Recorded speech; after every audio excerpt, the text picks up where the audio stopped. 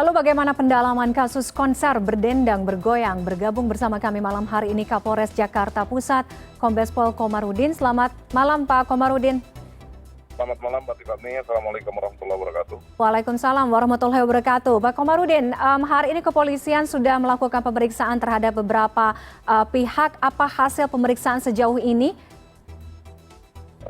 Terima kasih dapat kami sampaikan bahwa memasuki hari ketiga, kami melakukan pemeriksaan terhadap beberapa orang terkait dengan penyelenggaraan event berdendang bergoyang ya beberapa hari lalu yang sangat terpaksa harus kami hentikan karena over capacity atau dengan alasan over capacity. Di hari ketiga ini kami melakukan pemeriksaan dan masih berlangsung. Kami memanggil ataupun mengundang sebanyak 4 orang. Di antaranya adalah masih pada pihak manajemen, termasuk hari ini juga kami agendakan kami memeriksa ataupun meminta pendapat ahli terkait dengan kejadian tersebut. Dari beberapa orang saksi dengan total keseluruhan sudah 9 atau 10 orang pada hari ini, di mana sebagian besar yang kita mintai keterangan itu adalah dari pihak manajemen, seperti mulai dari penanggung jawab, kemudian juga yang mengatur ataupun bagian tiket, termasuk juga bagian produksi. Oke, dari pihak manajemen penyelenggara acara, perihal tiket ini juga agak membingungkan. 21.000 kelebihan kapasitas dari izin yang diajukan 3.000, artinya ada 7 kali lipat. Apa alasan dari pihak penyelenggara sendiri, kenapa jumlah tiket pada saat acara dengan yang pada saat perizinan dengan pihak kepolisian sangat jauh berbeda? Ini yang terus kami dalami, Mbak. Ini yang terus kami dalami alasan dari pihak manajemen mencetak ataupun menjual tiket. Karena sebagaimana kita ketahui bahwa sebagian tiket itu dijual secara online. Fakta yang kami temukan juga tidak hanya online, ternyata ada booth ataupun tiket box ya di lokasi, yang artinya bahwa masyarakat yang datang pun itu masih bisa masuk dengan membeli tiket di tempat. Kemudian kami juga menemukan data adanya perbedaan antara surat permohonan izin keramaian yang diajukan kepada pihak kepolisian dengan total di sana tercantum undangan ataupun peserta sebanyak 3.000. Sementara data ataupun surat yang diajukan ke Dinas Parekraf dan juga Dinas Kesehatan dalam hal ini adalah Satgas Covid itu 5.000. Dan hari ini kami juga menemukan data bahwa dari pihak GBK juga mengeluarkan surat dengan nominal sampai dengan 15.000. Nah ini tentu yang harus kami dalami, alasan-alasan perbedaan surat permohonan, termasuk juga perbedaan data dari surat keterangan seperti GBK yang mengeluarkan sampai dengan 15.000. Ini yang kami juga berencana untuk mengundang dari pihak GBK yang mengeluarkan surat tersebut. Oke, kapasitas normalnya event ini berapa, Pak? Kalau untuk normal di Istora sendiri, di dalam gedung Istora itu 8.000. Tapi itu untuk normal, ya, artinya bahwa kita ketahui bahwa kondisi di Istora kalau dipakai event itu tentu tidak semua kursi bisa terpakai. Kalau dilihat kondisi yang ada itu kan separuh ataupun satu sisi tempat penonton itu dijadikan panggung, artinya seharusnya berkurang dari jumlah 8.000. Kemudian dengan pertimbangan bahwa di luar juga ada event, ini yang perlu diketahui juga bahwa ada 5 panggung yang ada di lokasi, itu tiketnya tiket terusan. Artinya setiap orang boleh berpindah-pindah tempat. Nah inilah yang menjadi salah satu titik crowded permasalahan, sebagaimana kemarin insiden yang terjadi. Kalau tidak salah itu habis konser dangdut ya, nah ini penonton akan berpindah masuk ke indoor Istora, sementara di dalam sudah tidak memungkinkan lagi menampung kapasitas. Ini yang tidak diperhitungkan oleh pihak manajemen, termasuk juga mengatur kapasitas yang bisa berada di lokasi.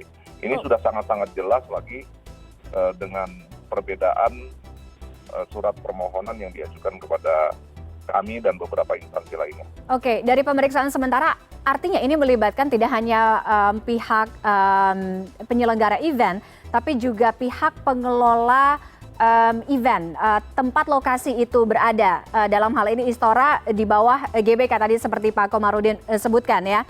Tapi ini kenapa bisa ada perbedaan Pak Komarudin ketika kalau sebenarnya kapasitas yang paling proper dinilai oleh polisi adalah 8.000 tadi Pak Komarudin sampaikan ya. Tapi dari pihak GBK justru mengatakan 15.000, angkanya jauh sekali. Mungkin dimaksudkan 15.000 itu termasuk dengan yang di luar, Mbak. Oh, karena memang di luar ada empat panggung, mungkin perkiraan seperti itu. Namun tidak diperhitungkan karena tiket ini tiket terusan, yang artinya bahwa masyarakat penonton bisa berpindah kemana saja. Ini yang potensi rawan yang tidak didalami atau diperhitungkan oleh panitia. Termasuk juga alasan perbedaan jumlah permohonan atau jumlah pengunjung yang dalam surat permohonan itu, perbedaan antara ke kepolisian terus juga ke dinas parekraf, beda-beda ya. COVID dan juga beda. Ini yang masih kami dalami. Termasuk juga kami juga minta keterangan dari petugas medis yang kami juga menemukan ada beberapa nama yang sempat dicatat oleh petugas medis. Namun lebih banyak lagi yang tidak sempat tercatat karena memang tidak sempat. Oke, artinya jumlah yang pingsan, penonton yang pingsan akibat berdesak-desakan sepertinya bisa melebihi dari yang dilaporkan oleh pihak kepolisian dari petugas medis ya, karena banyak yang tidak dilaporkan identitasnya.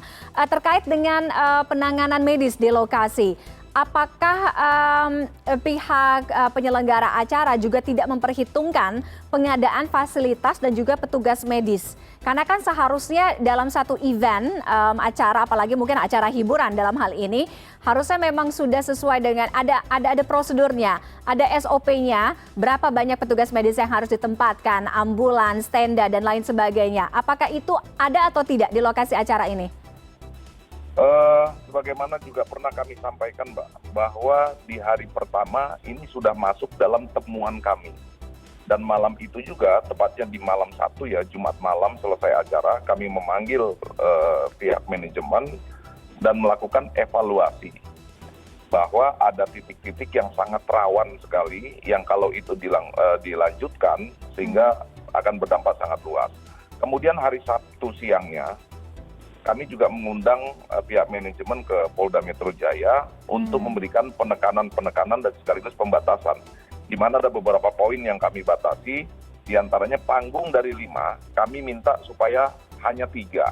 Kemudian tenaga medis ataupun tenda kesehatan kami minta ada ditambah sampai dengan minimal ada 6 titik.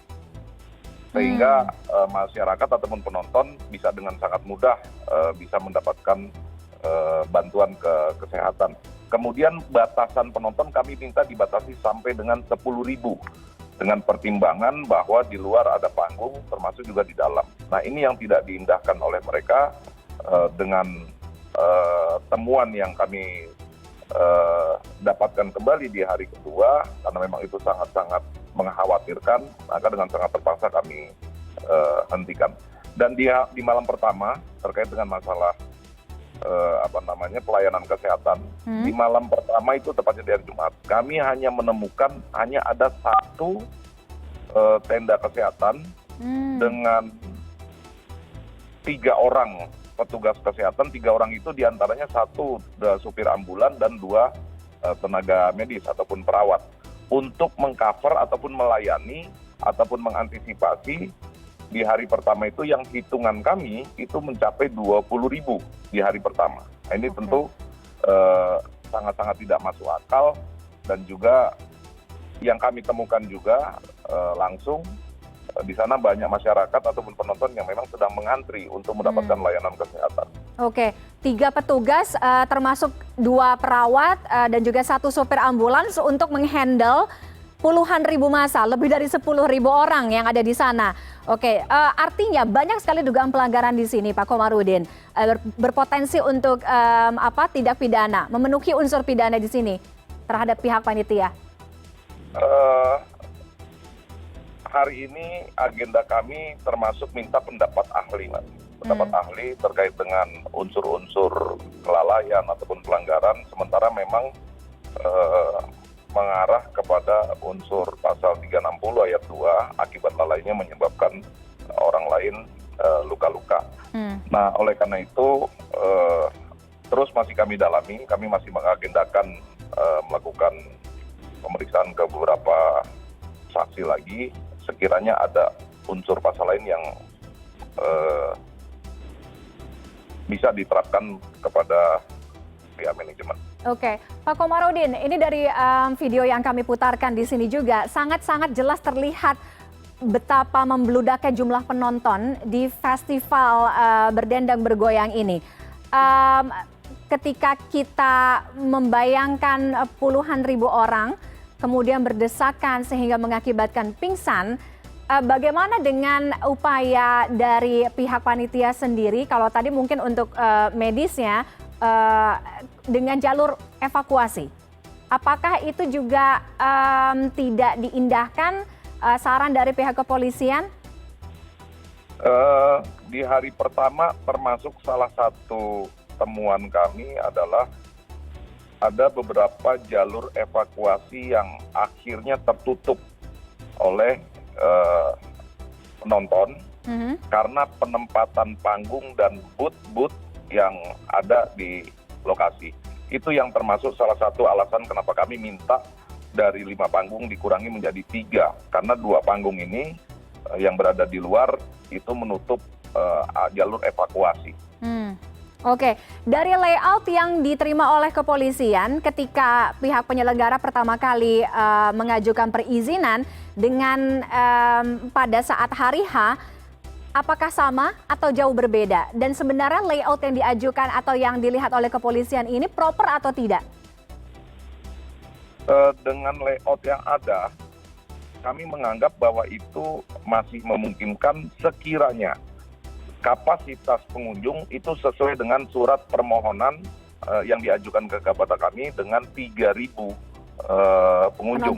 Namun karena faktanya melebihi dari jumlah berkali-kali lipat, tentu ini akan berdampak terhadap makin luasnya areal yang tadinya seharusnya bisa menjadi areal aman, sehingga menjadi tidak aman ataupun tertutup.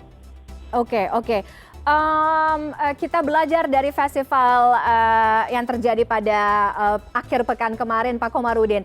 Kedepannya akan banyak sekali event yang juga mengambil lokasi, mungkin salah satunya di tempat berdendang bergoyang kemarin. Apa evaluasinya? Artinya pengawasan yang ekstra ketat harus dilakukan dari pihak kepolisian terhadap panitia penyelenggara atau pihak I.O. promotor yang menyelenggarakan semua event. Dari apa yang kami lakukan, ya ini adalah sebuah upaya preventif pencegahan terhadap terjadinya musibah keselamatan masyarakat ya. Artinya bahwa apa yang kita lakukan bukan tentu serta-merta mematikan kreativitas anak-anak bangsa, termasuk juga beberapa usaha